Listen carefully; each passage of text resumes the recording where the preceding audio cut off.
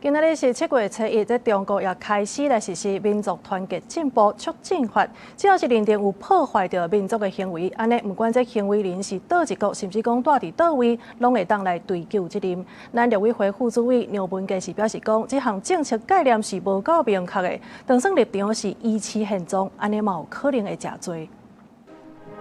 中國制定的民族團結進步促進法在7月7日實施，其中第63條規定，任何境外組織也是個人，只要獲中國認定實施破壞民族團結也是民族分裂的行為，都會說依法對責任，無限國籍甲地域。那什麼叫做破壞民族團結進步？那如果你支持台灣維持現狀，或是支持中華民國繼續存在，那支持中華人民共和國跟中華民國互不隸屬，這些都是隨時有可能被模糊的概念，然後去套上一個罪名。陸委會坦白講，這部法律擴大中國對境外的長手骨管轄加跨境的鎮壓。即馬當着香港的主權刷予中國29周年，香港政府繼續使用中國維持穩定的模式，擴大國安法制，也引發國際關注。用所謂的國安條例，它已經不斷的在擴大這個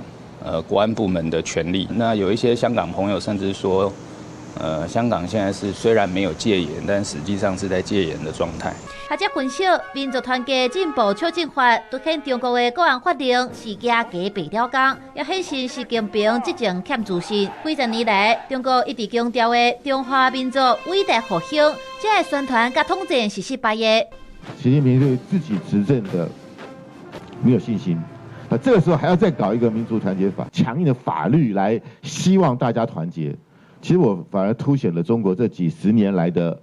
努力啊，是一場空。中共是否會透過這種比較粗暴的動作來去對待台灣的官員或是台灣的民眾到海外的時候進行相關的政治上的壓迫？相關政府部門必須要提醒國人在出國的時候要有所準備。吳錫埜也進一步表示，安怎透過台灣甲民主國家的制度互相連結，也是甲民主國家合作來防止中國威權主義的擴張，是非常重要的，也是未來愛關注的議題。記者綜合報道。